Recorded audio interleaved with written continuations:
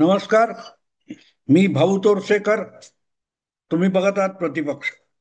मित्रांनो, कधी कधी आपल्याला काही गोष्टी इतक्या अचंबित करून टाकतात आणि त्या अचंबित करणाऱ्या गोष्टींची आपल्याला सवय लागली, तर मग तो अचंबा कुठल्या कुठे गायब होतो. माझंही असंच झालेलं आहे. काल जो सत्याचा मोर्चा नावाचा एक प्रकार 1 नोव्हेंबरला मेट्रो सिनेमा फॅशन स्ट्रीट पासून मुंबई महापालिकेच्या मुख्यालयापर्यंत आला आणि महाविकास आघाडी अधिक राज ठाकरे मनसे यांचा तो संयुक्त मोर्चा, त्याचं नाव सत्याचा मोर्चा असं जे काय दिलेलं होतं, ते बघून माझी नजर मेली होती असं म्हणायला हरकत नाही. कारण रात्री उशिरा केव्हा तरी माझ्या डोक्यात तो सत्याचा मोर्चा ही जी अक्षरं बसली होती, त्याचा अर्थ मला उशिरा लागला. आणि म्हणून गंमत वाटली की आपल्याला लगेच का सुचलं नव्हे. चमत्कारिक आहे. सत्याचा मोर्चा असं मोर्चाचं नाव आपण आजपर्यंत कधी बघितलं नव्हतं. हे पहिल्यांदा सत्याचा मोर्चा सत्याचा मोर्चा हे सगळं चाललं होतं. सत्य प्रस्थापित करण्यासाठीचा मोर्चा असा कदाचित त्याचा अर्थ ठरवलेला असेल. पण सत्या म्हटल्यानंतर तो राम गोपाल वर्माचा सिनेमा मला आठवायला पाहिजे होता. तो आठवला नाही. आणि आठवायला का पाहिजे होता, तर तो सत्या हे त्या नायकाचं नाव असतं. पण त्यापेक्षाही त्या चित्रपटात गाजला तो भिकू म्हात्रे. भिकू म्हात्रे हा एक उपटसुंभ गुंड आहे, मारेकरी आहे, शार्प शूटर वगैरे काय तो आहे. पण त्याचं नाव त्या चित्रपटाला नव्हतं. त्या चित्रपटाला नाव होतं सत्या. आणि सत्याची कहाणी आणि त्याचा गाजलेला नायक कोण, तर तो भिकू म्हात्रे. काल सत्याचा मोर्चा बघितल्यानंतर मला तो चित्रपट आठवायला पाहिजे होता आणि तो आठवला नाही, याचं मला वैषम्य वाटलं. पण जसा हा विषय डोक्यात रात्री उशिरा केव्हा तरी आला, तेव्हा मला खटकलं का तेही लक्षात आलं. सत्याचा मोर्चा होता, सत्याची कहाणी होती, पण त्यातून भिकू मात्रे गायब होता. किती विचित्र आहे ना.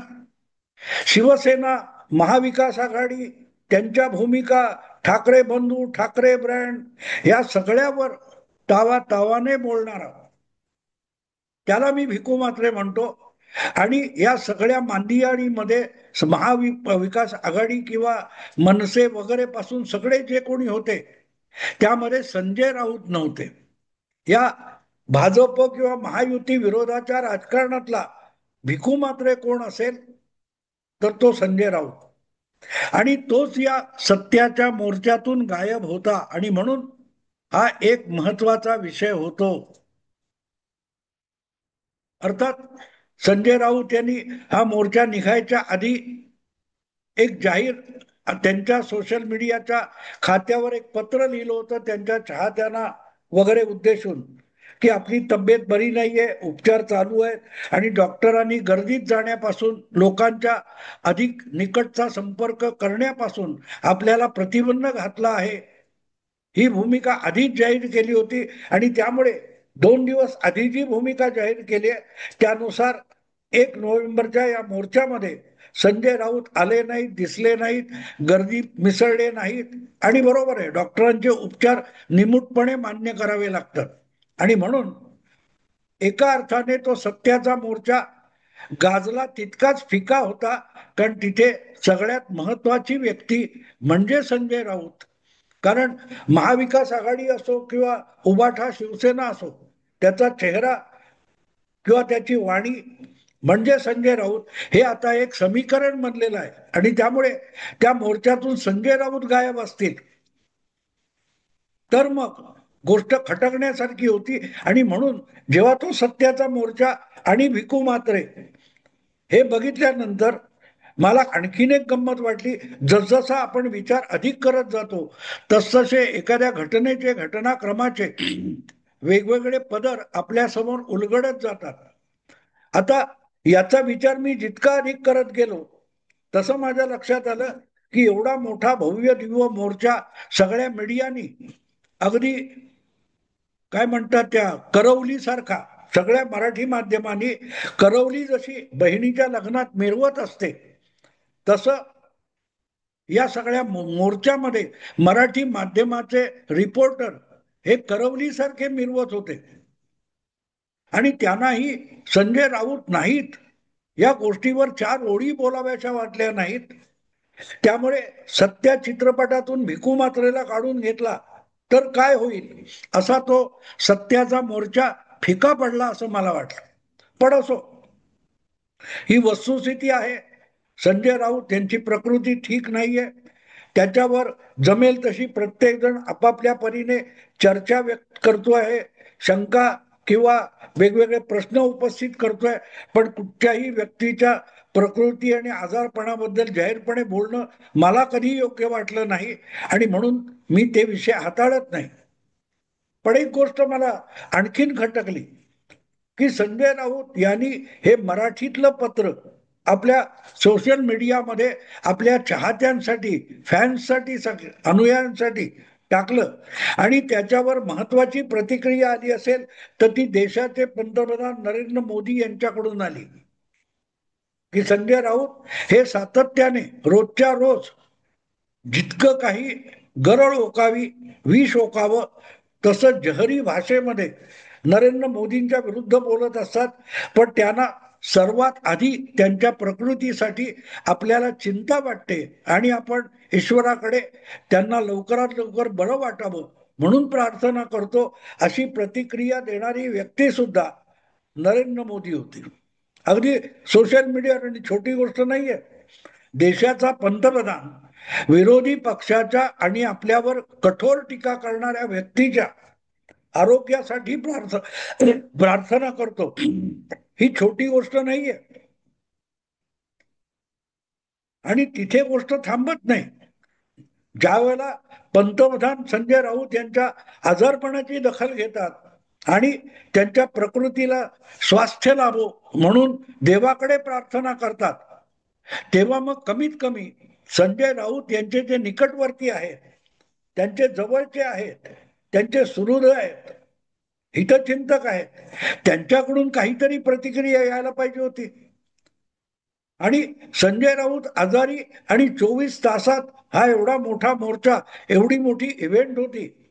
पण त्या इव्हेंटमध्ये संजय राऊत यांची गैरहजेरी अनेकांना खटकत असताना महाविकास आघाडी असो किंवा उभाटा शिवसेनेचे एकापेक्षा एक दिग्गज नेते असो, कोणालाही संजय राऊत हे नाव घ्यावं अशी इच्छा सुद्धा होऊ नये, ही खरी नवलाची गोष्ट आहे. पण त्यापेक्षाही नवलाईची गोष्ट कुठची असेल तर ती म्हणजे भाजपच्या सर्वोच्च नेत्याने संजय राऊत यांच्याविषयी दाखवलेली आस्था. आणि तेवढ्या पुरतं नाहीये, बाकीच्या अनेक लोकांनी, भाजपच्या प्रवक्त्यापासून भाजपच्या महाराष्ट्रातल्या इतर नेत्यांनी संजय राऊत यांना लवकरात लवकर आराम मिळावा, त्यांची प्रकृती परत सुदृढ आणि ठणठणीत व्हावी यासाठी देवाकडे प्रार्थना केल्याच्या प्रतिक्रिया वेगवेगळ्या सोशल मीडियाच्या खात्यातून समोर आलेल्या आहेत. पण तुलना केली तर तशा प्रतिक्रिया संजय राऊत यांचे हितचिंतक कोणीही व्यक्त का करत नाहीये? गजब नाही का? आपल्या माणसाची चिंता आपल्याला असली पाहिजे, पण संजय राऊत ज्यांना आपलंसं मानतात आणि त्यांच्या वतीने सर्वात आधी प्रतिक्रिया देतात, व्यक्त होतात, त्यापैकी किती लोकांनी, उद्धव ठाकरे असतील, राज ठाकरे असतील, सुषमा अंधारे असतील किंवा उभाटा शिवसेनेचे कोणी असतील, काँग्रेस पक्षाचे कोणी असतील किंवा शरद पवार गट राष्ट्रवादीचे कोणी नेते प्रवक्ते असतील, फारशी कोणाची प्रतिक्रिया संजय राऊत यांच्या या आजारपणावर उमटलेली नाही. आणि ही धक्कादायक बाब असते. आणि मग ज्याच्या विरोधात संजय राऊत रोज बोलतात, त्यासाठी आपली सगळी बुद्धी पणाला लावतात, त्या व्यक्तीने किंवा त्यांच्या पक्षाने संजय राऊत यांची प्रकृती सुदृढ व्हावी म्हणून चिंता करावी. पण ज्यांच्यासाठी संजय राऊत हे सगळे शिव्याशाप रोजच्या रोज देत असतात, त्या पक्षाने किंवा त्या पक्षांच्या नेत्यांनी संजय राऊत यांच्याविषयी अशी आस्था दाखवावी, हा प्रचंड विरोधाभास आहे. आणि राजकारणामध्ये किंवा सार्वजनिक जीवनामध्ये असे विरोधाभास जेव्हा समोर येतात, तेव्हा त्याचं विवेचन करणं भाग असतं. कारण त्यामध्ये वेगवेगळी राजकीय रहस्य गुंतलेली गुरफटलेली असतात. आणि म्हणून मी, जसा मला भिकू म्हात्रे आठवला, की भिकू म्हात्रे हा जो त्या सत्या सिनेमाच्या मधून बाजूला काढलं पात्र, तर बाकीचा सिनेमा, त्याची कथा पटकथा सगळंच्या सगळं कोसळून पडेल. कारण भिकू म्हात्रे हे त्या सिनेमातलं, त्या कथानकातलं एक मध्यवर्ती पात्र आहे. इतर अनेक पात्र आहेत, पण त्यांची सगळ्यांची गुंतागुंत जी आहे, ती गुंतागुंत भिकू म्हात्रेपर्यंत येऊन पोहोचते. आणि म्हणून संजय राऊत यांचं भाजप विरोधी महाराष्ट्रातलं जे राजकारण आहे, त्यामध्ये संजय राऊत हे एक अर्थाने मध्यवर्ती पात्र बनलेलं आहे. मग मोर्चा असो किंवा मोर्चाची तयारी असो किंवा बाकीच्या वेगवेगळ्या गोष्टी असो, त्यामध्ये ज्यांच्यासाठी संजय राऊत इतका आटापिटा करतात, त्यांनी संजय राऊत यांच्या गंभीर आजाराबद्दल इतकी अनास्था दाखवणं हे विचित्र आहे. तितकंच ते ज्यांच्या विरोधात सतत बोलतात त्यांनी दाखवलेली आस्था ही सुद्धा विचित्र गोष्ट आहे. आणि म्हणून मग त्याच्यात काही गर्भितार्थ आहे का, ते शोधावं लागतं. शोधणं भाग आहे मित्रांनो. असं काय भाजपला संजय राऊत यांच्याविषयी इतकी आस्था का असावी?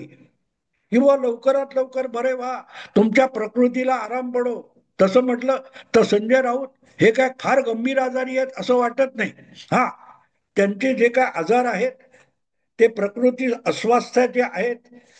वेगवेगळ्या दडपणाखाली सार्वजनिक जीवनातला माणूस वावरत असतो. राजकारणातले वेगवेगळ्या घटना त्याच्या वैयक्तिक जीवनाला देखील प्रभावित करत असतात. त्यामुळे संजय राऊत सुद्धा अशा अनेक दडपणातून जात असतात, पण रोजच्या रोज झुंजत पण असतात. आणि म्हणून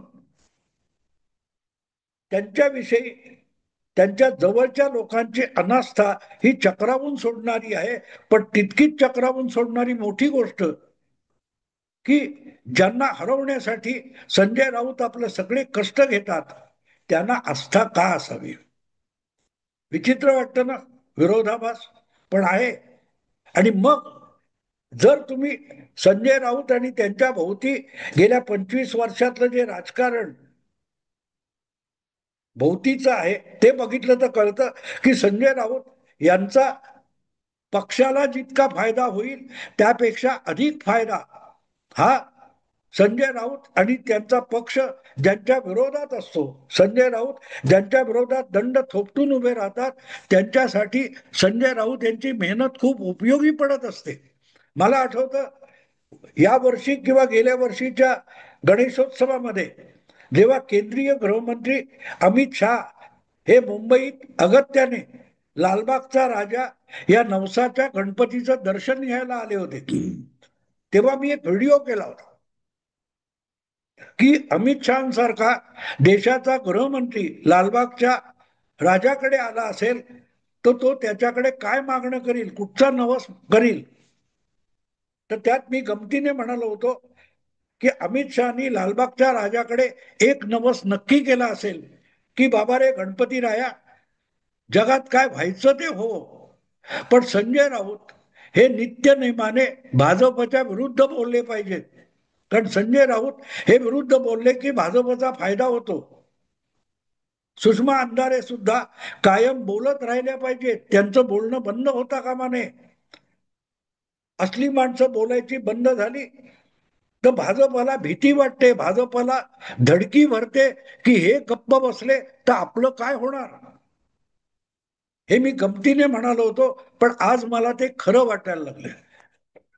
कारण संजय राऊत यांनी 2 दिवसापूर्वी जो सोशल मीडियामध्ये आपल्या प्रकृतीविषयी खुलासा करणारा एक विषय टाकलेला आहे, की 2 महिने मला डॉक्टरांनी बोलायला आणि लोकांमध्ये मिसळायला, गर्दीत जायला प्रतिबंध घातलेला आहे. आणि साहजिकच तो प्रतिबंध लावल्यानंतर संजय राऊत रोजच्या रोज भाजप विरोधात गरळ ओकण्यासाठी पत्रकार परिषद घेऊ शकत नाही. आणि जर त्यांनी ती गरळ ओकली नाही तर मराठी मीडियामध्ये रोजच्या रोज देवेंद्र फडणवीस असतील किंवा भाजप असेल किंवा भाजपचे इतर नेते असतील, त्यांच्या विरोधात माध्यमांमध्ये दिवसभर काय चालवायचं हा प्रश्न मराठी माध्यमांना पडू शकतो. पण जर या माध्यमांनी भाजपच्या विरुद्ध खोटा नोटा प्रचार केला नाही तर मग सामान्य माणसं, सामान्य जनता हा स्वतःचा स्वतः विचार करायला लागेल. अनेकदा असं असतं की खोटा नाटा प्रचार हा ज्याच्या विरोधातला आहे त्याला तो लाभदायक ठरत असतो. कारण दरवेळेला तुम्ही जो खोटा नाटा अपप्रचार करता तो खोटा पडतो, तेव्हा ज्याच्या विरुद्ध झालेला आहे त्याविषयी जनमानसामध्ये एक सहानुभूती निर्माण होते. संजय राऊत ज्या प्रकारे वाटेल ते विषय वाटेल तिथे चिकटवून अनाठाई बोलतात आणि त्यातून भाजपची ताकद कमी होण्यापेक्षा जनमानसात भाजपची प्रतिमा अधिक उजळ होत असते. आणि त्याचा लाभ अर्थातच प्रत्यक्ष ज्या वेळेला निवडणुका होतात त्यावेळेला भाजपला मिळत असतो. आणि म्हणून संजय राऊत वगैरे सारखी माणसं ही भाजपला सातत्याने उपकृत करत असतात. मग ज्यांनी आपल्याला सतत उपकृत केलंय त्यासाठी आपली बुद्धी आणि ताकद पणाला लावलेली आहे, अशा व्यक्तीच्या आजाराविषयी भाजपला किंवा महायुतीला जर आस्था वाटत असेल, आपुलकी वाटत असेल तर नवल नाही. आणि दुसरीकडे बघितलं तर अशा वक्तव्यातून जितकं उभाठा आणि अखंड शिवसेनेचं नुकसान संजय राऊत यांनी केलेलं आहे तितकं नुकसान ते गप्प बसले असते तर कदाचित झालं नसतं.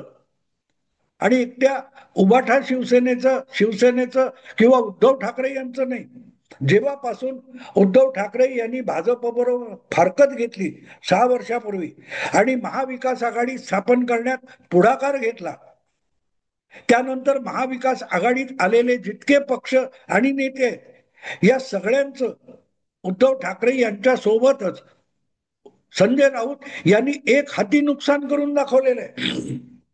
आणि म्हणूनच असला हितचिंतक नसलेला बरा असं जर महाविकास आघाडीच्या विविध पक्षांना वाटत असेल, नेत्यांना वाटत असेल तर नवल नाही. आणि म्हणून 2 महिने आपल्याला डॉक्टरांनी गर्दीत जाऊ नका, लोकांमध्ये मिसळू नका असं बंधन घातलंय. ही घोषणा संजय राऊत यांनी केली, त्यामुळे महाविकास आघाडीतल्या अनेक पक्षांचा जीव भांड्यात पडला असेल आणि त्यामुळे तो उल्लेख करू नये, त्यापेक्षा गप्प बसावं. आपण काहीतरी बोलायचो आणि त्या डॉक्टरला झुगारून संजय राऊत परत बोलायला लागतील याची भीती जर महाविकास आघाडीमध्ये नेत्यांना आणि पक्षांना असेल तर तेही चुकीचं म्हणता येणार नाही.